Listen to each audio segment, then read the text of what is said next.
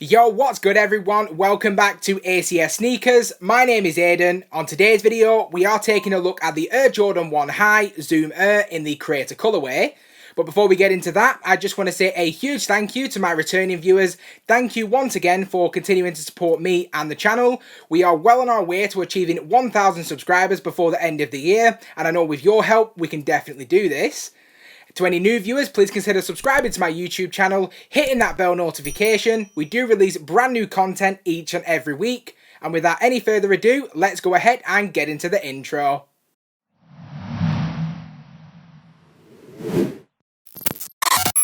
Initially releasing on September 3rd for a retail price of £155, let's go ahead and take a look at the box. And here we go guys, I now have the box in hand, and before we do proceed any further, I did think it was really interesting to know what Nike put on their website as well as on Sneakers app.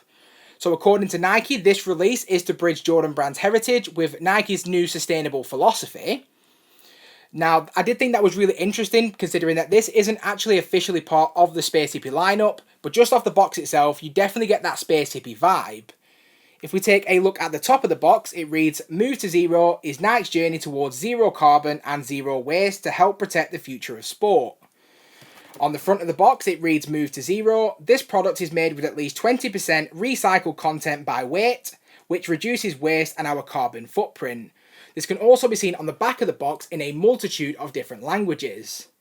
If we now take a quick look at the label on the box, which reads, Air Jordan 1 High Zoom Air in the black flash crimson wolf grey colourway. Now that's pretty much wraps up the overview of the box, so let's go ahead and get into my review of the shoe. And here we go guys, I now have the shoe in hand, and my first impression is that this colourway definitely uses a more muted colour palette than say some of the other Jordan 1 colourways.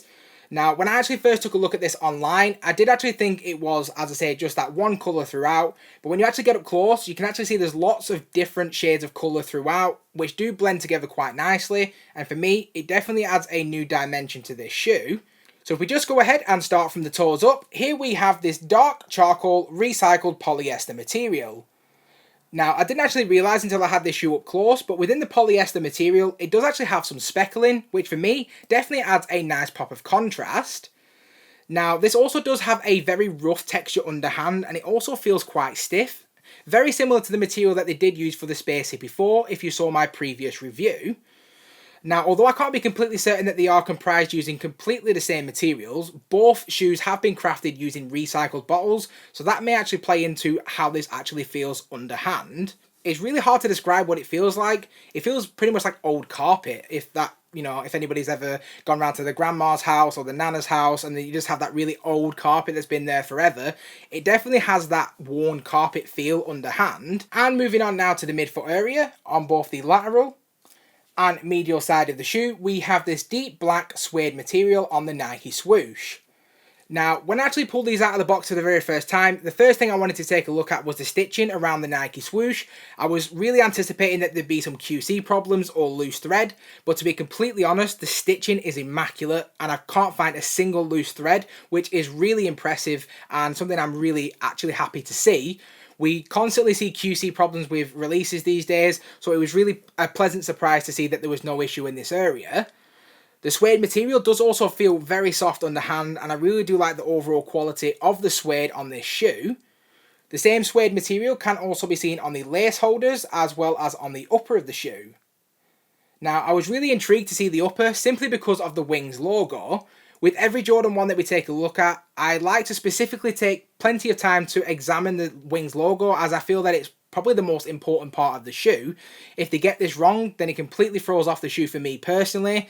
And with this particular Wings logo, it's very much like the shoe and in the fact that it's very muted and it's not something you can see very clearly. To actually appreciate all the individual details, you do need to be quite close to the shoe itself, as it has been deeply embroidered into the suede materials. And just underneath the Wings logo, we actually have a small tag here that reads Zoom. So if we just move towards the heel of the shoe, we actually have this scarlet serrated stitching that runs right the way around the heel counter. Now for me, this definitely adds a much needed pop of contrast to the shoe and definitely helps the shoe stand out. I really do like how this looks personally. If you guys haven't already, please go ahead and smash that like button, subscribe to the channel, hit that bell notification so you never miss a video. Let's get back into it. Moving on now to the midsole of the shoe, we have a primarily white midsole with speckled paint throughout. The midsole has actually been created using crater foam, as its name would suggest. Moving on to the outsole of the shoe, we have a primarily grey rubber outsole with multicoloured accents throughout to represent the recycled content. The outsole does also feature a full-length Zoom Air technology, which definitely adds to the shoe's overall comfort. Now, this is actually the very first Jordan 1 Zoom that I've owned personally, and I've only ever heard great things about the cushioning on this shoe, but I was a little bit skeptical as to how much more comfortable this was compared to other Jordan 1 models, but to be completely honest, I was blown away by how comfortable this is on feet.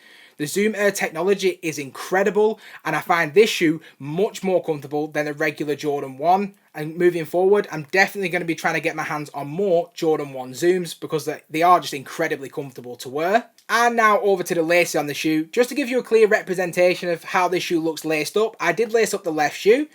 As you can see, we do get a complete set of black laces to begin with as the factory setting for the laces. On these black laces, you do get scarlet eyelets, which I did think was a pretty nice touch. If you're not a big fan of the black factory laces, you do get an additional set of complete scarlet laces, which I personally am going to be opting for on my shoe. Now, I do feel like these scarlet laces are definitely going to help this shoe stand out. I think the black laces do look fine if you are going for that more muted look. But for me personally, I like to have quite a colourful shoe. So I feel like this is definitely going to come in handy for me. So if we now move up the laces to the top of the tongue, you can see that we have this Zoom Air tag with the same scarlet stitching that we saw around the heel counter. Now at the very top of the tongue, you can see that the foam has been left exposed, and this can also be seen around the ankle collar. Now for me personally, I do really like how this looks, and this was a major reason as to why I wanted to add this shoe to my personal collection. I really like that deconstructed look to the shoe. I'm just a little bit concerned as to how this is going to look and smell after a few wears, especially if I'm going to be wearing in bad conditions like rainy weather. Whenever you have anything exposed like this in terms of the form, I'm not sure how it's going to hold up with just general wear and tear. This perhaps is something that we should take a look at in a future video. So if we now move over to the sock line of the shoe itself, there is actually a decent amount of padding in this area of the shoe, but personally, I don't feel that it's as padded as I personally would like. I do like there to be quite a lot of ankle support and cushioning. There's a decent amount on this shoe, but not as much as some of the other Jordan 1 models. Around the heel counter of the shoe, this area is actually really tough, to be completely honest, and I'm really not happy with how this feels on feet or in hand. I'm not quite sure what the material is that they've used to craft the heel counter, but I would have liked it to be a little bit more soft for when I actually have this on feet. It almost wraps its way around my heel and feels a little bit like there's not a lot of room to maneuver. And I always like to have my Jordan 1s quite loose. So with this being as restrictive as it is in terms of how it feels on feet, it's just a little bit of a negative for me personally. Taking a look now at the insole of the shoe, we have a primarily scarlet insole with the Zoom Air branding in black. And that pretty much wraps up the overview of the shoe itself, so now let's go ahead and get into my opinions on the shoe. And now moving over to the most important aspect of any sneaker, and that would be the sneaker's comfortability. This shoe actually has me 50-50. I really like the Zoom Air cushioning, it is extremely comfortable on feet, and I'm really impressed with the overall comfort. But in terms of the actual ankle collar of the shoe and the heel counter, I do feel that they are quite stiff. I'm just hoping that as I do start to break the shoe in... What? Bro, what are you talking about, man? I'm just hoping that the materials soften up slightly just to make it overall more comfortable. And in terms of durability, I haven't had a chance to test out the shoe's full durability as of yet, but just based on my knowledge of previous Jordan 1 models, I would say that the shoe is going to be very durable. In terms of sizing, I personally went true to size, and I did feel that it fit me perfectly. With all Jordan 1s, I do go true to size, and that would be what I would recommend that you do also. If you do have a chance to try out a model before buying, I would highly recommend you do so, just so you can understand the best fit for you. I understand completely that this shoe isn't sitting around on shelves, so if you can't try out the Jordan 1 High, if you can try out a Jordan 1 Mid at your local retailer, which they do generally sit from time to time, they are pretty much the same in terms of sizing, so try out a Jordan 1 Mid and that will pretty much give you a good indication as to what size you should be going for. And in terms of my overall opinion on the shoe itself, I do give the Jordan 1 Crater a solid 7 out of 10. I'm really impressed with the overall shoe itself. I think it is a right step in the right direction in terms of the Space Hippie lineup, even though it's not an official Space Hippie release.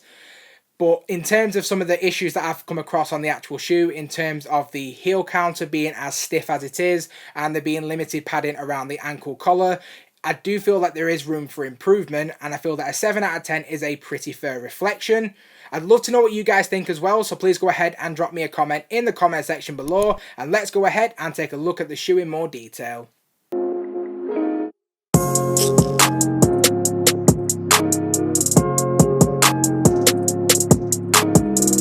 Now, I just want to say a huge thank you to everyone who stuck around to this point in the video. Please consider subscribing to my YouTube channel, hitting that bell notification, and I hope to see you again in the next one.